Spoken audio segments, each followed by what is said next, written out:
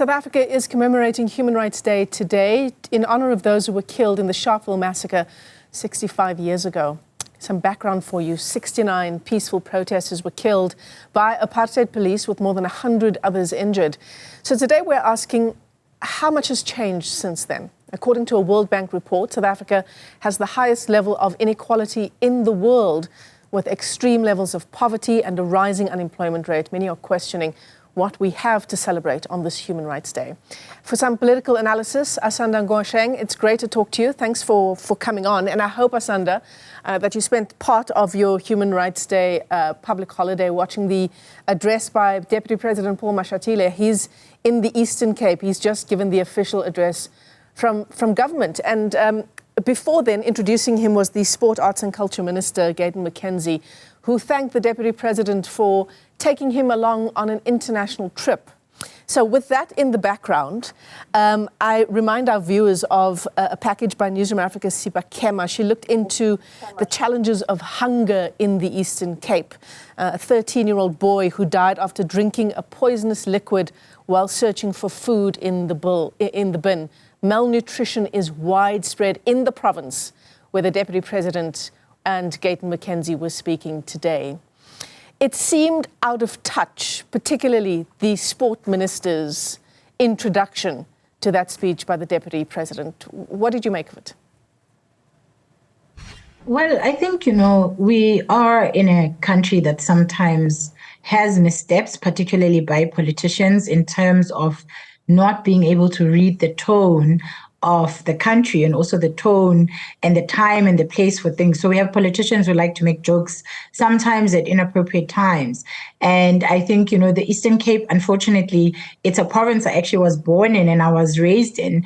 And it's a province that has so much potential, and so many people who have potential come from that province, but it just hasn't been able to get the kind of leadership that it needs in order to become the province that it has the potential to be. So there is a lot of human rights abuses within the Eastern Cape, whether you're talking about the fact that people are placed in positions effectively where they have children that they cannot feed those children, where there isn't enough employment within the country. If you look at the unemployment state, and they find themselves sometimes lots and lots of young women, particularly with children, who have been committing suicide because they just don't know how they're going to feed their children. And this state, unfortunately, of malnutrition is not only in the Eastern Cape, but it's also in other provinces. And I think, sadly, it's set to get worse because we're seeing that there is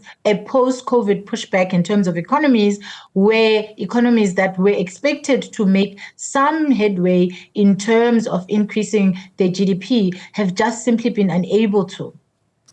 So given everything you've just discussed about the challenges, not only in the Eastern Cape, but around the country, Asanda, is it good enough to say, are we just jaded as journalists, or is it good enough to say that, sometimes politicians miss the mark and they don't read the mood in the country?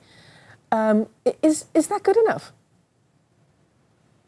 Well, I think that, it's a situation of these are the leaders we had, and these are the kind of leaders that we've had for a long time, in the sense that even though the faces and the names change, these are leaders who have the same kind of attitude, because the attitude that we're seeing in the PA leader is the same attitude that we've seen in ANC leaders, is the same attitude that we've seen in DA leaders. And so we have built or are in a system that hasn't been able to hold people accountable in ways that matter when it comes to making these kinds of missteps. And this is precisely why I think people have gotten to a point of saying this is what sometimes happens. Yeah. Did you expect that there'd be as much almost electioneering at these Human Rights Day events as there was today? Well, I'm not surprised that there would be electioneering. Politicians are in the business of getting new votes or more votes in the next election than the previous election. And so, of course, any and all actions of politicians are all about trying to get votes. So whether they're delivering services, they deliver services so that with the hope that they can retain the voters that they have and they can increase their voter base. And so it doesn't surprise me when we see electioneering at these particular, events, because the politicians will use any and all platforms in order to speak to their brand, in order to engage in ensuring that people know that their political party is the one that they want to be voted for. And we know particularly the ANC has a big voting base in the Eastern Cape, despite its dismal showing in terms of the lack of services that people of the Eastern Cape receive. Yeah, I suppose any address given now until next year's local government election will have some form of electioneering. Asanda, let me thank you for your time on this Human Rights Day. Asanda Ngoasheng is a political analyst as we take stock of what the Deputy President had to say in the official Human Rights Day commemorations in the Eastern Cape.